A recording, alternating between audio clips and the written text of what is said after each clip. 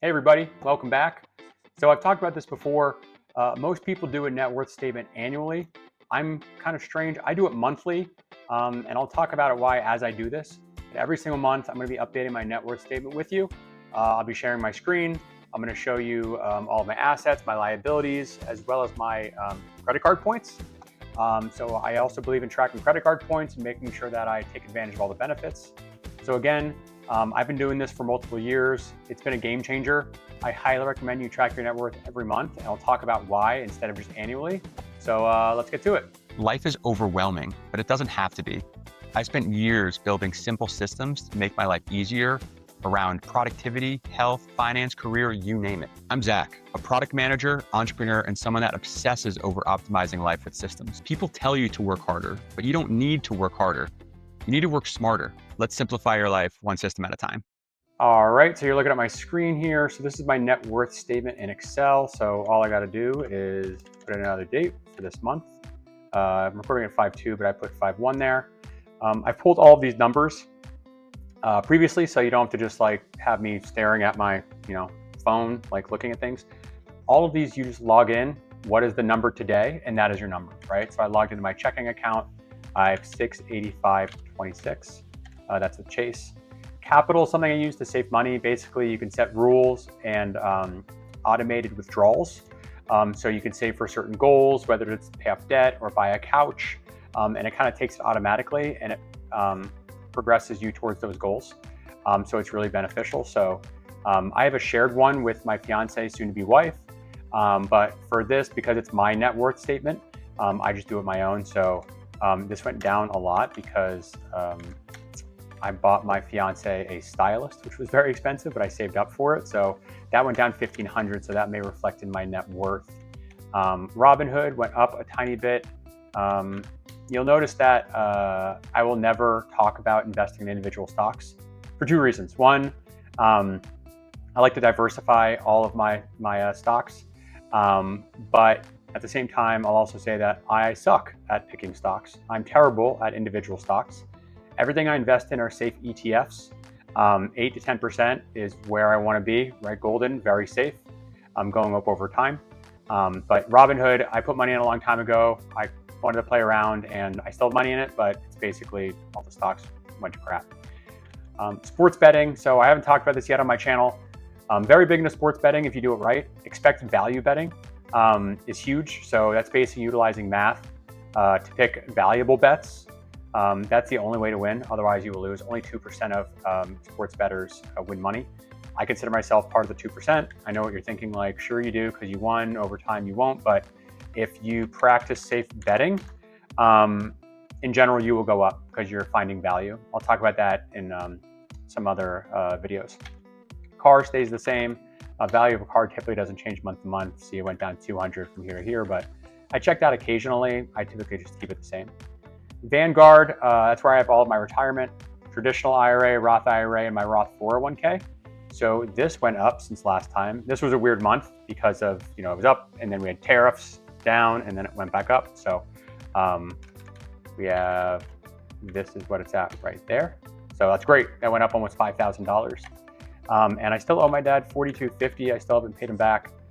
Saving up money for that. But as our wedding approaches, so do expenses. So again, what I owe my dad is 0% interest. There's no rush to pay it back. We're excited to. But again, so the green are my assets here. Whoops. The green are my assets and red is liabilities. I had a lot more that I hid from previous years.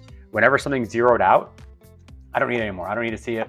I'll bring it back if it ever comes up, such as credit card debt or anything. But for right now, I have all of this tracked for this month. I'll just take these three here: total assets, total debt, and net worth. Simple, really very, very simple calculations. Drag it down. And you kind of just saw here, I'll go back. If you look at the graph right here, right, just watch right there. When I drag it down, it automatically populates. It goes up. Some other things I do here, debt changes. I just like to focus on how fast I'm paying off my debt. This goes back to when I had $60,000 in debt and I paid it off. I still have debt, so I still like to track it. So basically I can just drag this down and there's been 0 debt changes because this has not changed. This is still the same.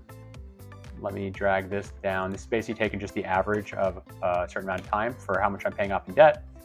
And then down here, it's expecting as long as I pay $750 a month, which I haven't been doing, I'll pay this off in a little under 6 months or half a year. And this is the payoff date, out of debt. And then my dad loan. They look a little different because out of debt includes all these other debts that I paid earlier. So they're a little out, but you can do this for anything. If you want to track your goals on how fast it is to get to your net worth that I did previously, if you want to get to $100,000 or $1 million, if you want to pay off debt, you can take averages. And that's the best part of doing this month to month. You can take averages and then you can see, oh, on average, I'm paying $600 a month. Maybe sometimes it's 3 or 9 or 7, right? But if you have average over 4, 5, 6 months, you can then take that and then you can estimate when you're going to pay something off, when you're going to hit that goal. And basically, it's really exciting to see a date that you're shooting for. It keeps you accountable, but it also gives you hope, especially if you're trying to pay off student loans or something really large. So if you look at this graph down here, obviously I've been doing it since 2018, so almost 7 years. And you'll see a couple things. The blue is my net worth, the gray is total assets, and the orange is total debt. So what you see here is that as I paid off my debt and that orange line went down, down, down, the gap between the blue and the gray, right, which is the net worth and my total assets, has gotten closer and closer and closer. Once I'm done paying off my dad, this orange line will be 0, and these two lines, the gray and the blue, will be the exact same because I have no debt. So again, this is really important just to see. Again, you can kind of see the exponential curve going. If you didn't, it'd kind of be right around here, but because I'm investing, that exponential curve of net growth for my assets gets higher and higher and higher because I'm building interest on a higher amount in my retirement. Made a lot of progress here. Again, this is the first time I'm recording this, kind of sharing this, but every month I will continue to update this. I'll just give you a brief history of where I started. I'm gonna scroll all the way up here. I had a lot more columns that had other debts, such as medical debt and debt I owed my friends or my mom, or credit cards and student loan debt and everything that I hid. But in general, I had a net worth of negative $61,000. All of that was debt, very little assets when I started in 2018, when I was in my late 20s. I wish I did this 10 years earlier, but here I am. It's never too late to start. It's never too late to start tracking your net worth. It's never too late to pay off your debt. It's never too late to start building wealth. It is too late when you're dead. Otherwise, it is never too late. So yeah, I started at $61,000 here negative, and just over time, I just had a plan, paid it off, $500, $1,000, $300, $200. My Vanguard was going up as I started to input money into retirement. Sports betting started, I guess I got it in end of 2020 at $300. I never put in another dime since then. And you can see Robinhood, $2,000, things like that. And as I scroll down, I took out a little bit of money, but they didn't do anything. So again, having this much data, it can just show you the progress that you've made over time. It's really exciting. Again, sometimes you'll see this dip right here. You know, if you look at this short term, you're going to be very upset, right? How about when the tariffs hit, everything went down like 10% immediately. There are certain points to this, and it's really important to zoom out, and that's what this is doing. If you do a net worth statement once a year, that's great, but maybe towards the end of that year, your assets were down, right? Maybe just the stock market was down. Maybe you just spent a lot on Christmas, and then you're like, what just happened? Having a one snapshot over the course of the year, you can't look at trends. You can't look at how have you been doing over the course of the year. So if you do it once a month, it takes, what did I just do this in 5 minutes? Again, I looked at stuff beforehand, but you're just like, what's my checking account? What's my Vanguard? Typing it in, and the calculations will do it for you. The other thing I like to do is points over time. So I've talked about on the channel a lot. I love credit card points. If you pay off your credit cards fully, credit card points is literally free money. As long as you know how to spend your credit cards, it's legit free. So I'll scroll down here, and I will do the same thing. Again, treat this like a net worth statement. Once a month, where you're going, how many points you have, what you spend it on, right? So 5/1/2025. And I did pull these before as well. So Chase Sapphire went up 37.83. So more points there. Chase Freedom Flex, 48.569. I'm gonna kind of run through this because there's a lot of them. I have another video about credit cards on my channel, and I'll talk a lot more about them and how I've built up all these points. But all these points are paying for our honeymoon when we go to Japan and the Philippines. So super exciting. Chase Amazon, 24 there. Built. So recently, Built gave us an opportunity to transfer to Southwest, 25% bonus. The 25% bonus is huge. If we know we're flying Southwest, why not take advantage of that and get 25% more use out of your points? So that's why that went down to kind of 35,000 there. My Amex, which I don't use a lot. And then Venture X, this is the big boy here. We're going up 20,000 points. Why? Weddings. If you have weddings, ton of credit card points.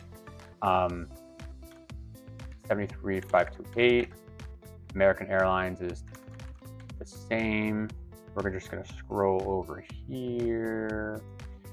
Now, what's blue is mine and Alyssa is pink. She has different credit cards, so I just like to separate it here, but I do take hers into account as well. So now we're at Southwest. Again, Southwest, because I got a big bonus, transferred like 35,000, got 50,000. I forgot the math, 38,000, 40,000. I think I transferred 40,000. Yeah, that makes sense. And I got 50,000 points. So I made 10,000 points literally by taking advantage of a bonus. This is the same. I did this the same way. There was an opportunity to transfer KLM. I think it was like a 50% bonus. So we're going to use this to fly to Japan. Alyssa's Chase Sapphire is 76,387, so that went up a little bit too. Southwest stayed the same. And then World of Hyatt for right now is the same, I believe, but I know we just made a really big final payment for our wedding. So that should go up another 20,000 points the next time maybe we do this. It takes a little while for points to settle. So just like anything, once you enter in all of your things for the new row, for the new date, you can take all these calculations, which again, they're just addition. They're just summing, you know, what the total is and what the change is. Drag it down, okay? And we've had 42,000 more points than last month. We haven't spent any points yet, so because of the wedding and our spend, we have 42,000 extra points. So I have a total of 779,000 points adjusted across different hotels like Hyatt and Marriott Bonvoy, and we have some for Southwest. The Chase Sapphire is huge because you can transfer to a ton. Built Ventures 272,000. Super excited to use these points. Been tracking for a while. I've been into the credit card game for a while, but been tracking since early 2023. Right, early 2023, I had 240,000. So again, I'll look at my other videos around certain credit cards. But if you have the right credit card setup and you just know how to use them, you don't have to spend anything differently. You'll spend where you're going to spend, and you just use these credit cards and you get points as long as you pay it off. We have a friend visiting, my cat. We'll see if he's in the shot or not. He is in the shot. Move. Come on. Okay. Total points over time. So this is just a way to track, hey, is it going up? Sure is. We have change over time and adjusted change. Adjusted change takes into account things that I've spent. So if I spend 30,000 points on a hotel, you know, we take that out. The other thing I track here too, just to make sure I'm using all of my benefits. So if I scroll over here, these are all my credit cards that I have, the annual fees, the dates and the benefits to make sure I use it, and the anniversary. So again, the next one that I have to worry about is there's the Chase Sapphire $50 credit hotels, if it's used or not. If you don't take advantage of your benefits, then your annual fee of mine is $840 a year. It's going to cost you $840, and I don't want to pay that. If I use all these benefits, it's $115 a year, and I get way more than that in points. So I'll show you sports betting. It's a very similar thing. All the net worth statements, no matter what you track, is the same thing. You have a date and you enter in everything, and then you see how it's trending. Is it going up or down month to month? Again, total in my accounts are here. Again, this is my net worth statement. I'm going to add the template that I have. Again, it's an Excel template. It's very basic, but I'll add it in here for you if you want to use it for free. Again, month to month, just do this, and you will be able to see how you are trending, where you're going in the right direction. If your net worth is going up, right direction. Then you can determine if it's going too slow or fast enough. If it's going down, you can ask yourself why. What happened, right? I mean, let's look at my net worth and what happened. It went up, what is this, $4,000, right? And what happened? Well, my Vanguard went up $5,000. That's great. I think some of the tariffs hit around a month ago. So that went back up, right? It was at 110 a few months ago. So that's great. And then, but you saw here that in capital, I spent some money. So that went down $1,500. So just taking this into consideration, that's why it only went up $4,000 and not $5,000. And you can see, I should just find a great example here of when it went up by a lot or down by a lot. Certain times it goes up, down, all the way around. My debt was going down. But it tells you your story. And you could say month to month, you know what, Christmas was expensive, everything went down. Oh, I took that big trip, it went down. But over time, it will not go down. The point is for it to go up and for you to plan how you're going to be saving for retirement and how you're doing overall. So again, I'm gonna be rolling this out once a month. Very little editing on this. I'm sharing my screen at the same time as I'm talking to you. So that's why you see my head going this to this to this. That's you, that's my screen that you're seeing. I'm a big believer in this. And I think you should start too. I'd love to hear how it's going in the comments, how you track your net worth, how it's working for you. I believe by doing this, you don't necessarily have to budget. That's another very, very controversial thing. If you know where your money's going up or down and by how fast, you don't need to budget. You only need to budget if you're upset if it's going down and by how much, right? If you wanted to go faster, look at your budget, see what you can change. If you're happy with where it's trending, you don't need a budget, you're fine. You're spending fine, you're saving fine, everything's great. So that's it for now. If you like this, please like and subscribe. Again, comment, thumbs up, all that good stuff. Trying to grow the channel. Again, I've come a long way from negative $60,000 in debt to $119,000 net worth. It's a $179,000 turnaround. I'm excited to share with you how I've done it, how I track my net worth, how I invest, how I save, how I pay off debt, everything to help you get your dreams to reality. Thanks.